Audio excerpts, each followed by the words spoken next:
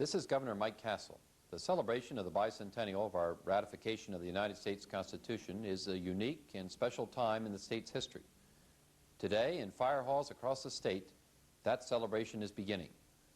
Over the next year, there will be dozens of events in our communities commemorating Delaware's historic role in the creation of constitutional government in the United States. The event you are participating in today is especially important to me. I don't have to tell you how important Delaware's fire companies are to their communities. They shoulder the responsibility for protecting the lives and the homes of families throughout the state. But they play another role as well, one that is equally important. They are a focal point of our communities, bringing people together and strengthening the ties among neighbors. There is no more fitting way to begin a celebration of the state and its role in ratifying the Constitution than at the grassroots of democracy. I'm grateful to Delaware's fire companies for their support of our bicentennial celebration.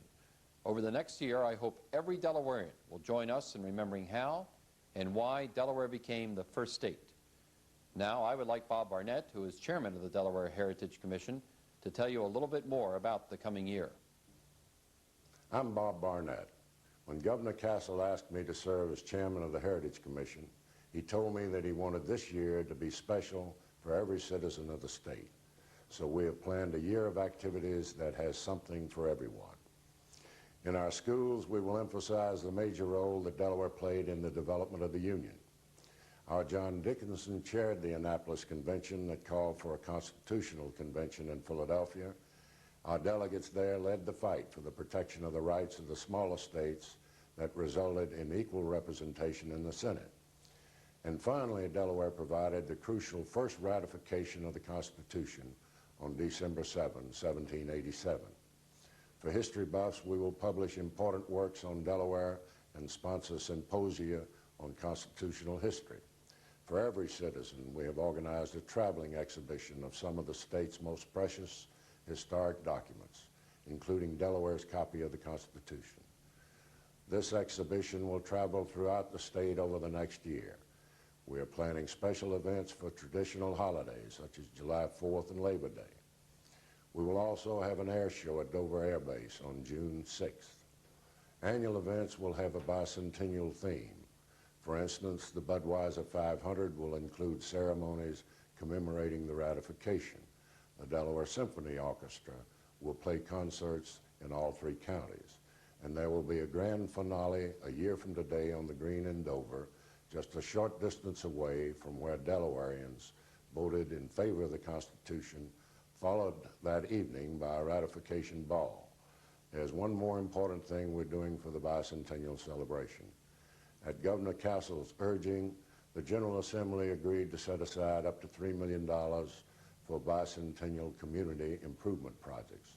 Many of those projects are already underway.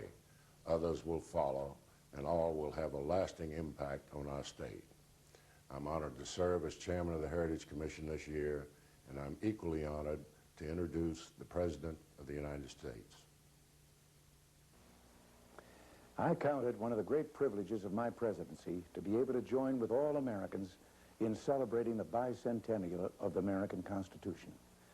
A great English statesman, Gladstone, wrote once of the American Constitution, "I have always regarded that Constitution as the most remarkable work known to me in modern times to have been produced by the human intellect at a single stroke in its application to political affairs."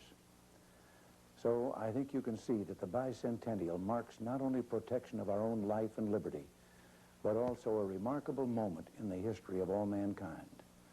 A moment when, under the guidance and inspiration of an extraordinary group of leaders 200 years ago, the idea of representative government took on a new and vital form for the entire world. And so our study of the Constitution and the events that led to its adoption should bring home to us in a special way how much of America's power in the modern world relies especially on moral force, those ideas and ideals that gave birth to this nation and to its form of government.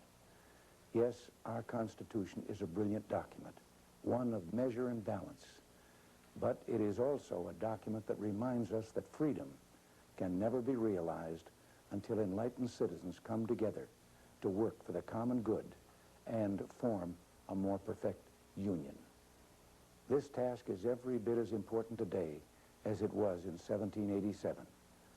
Chief Justice of the United States, Warren E. Burger, who is chairman of the Bicentennial Commission, has noted that we can best honor our Constitution by giving ourselves a civics and history lesson on its origin and meaning, and in doing so, remind ourselves that our Constitution and the ideas that inspired it are as vibrant today as they were 200 years ago.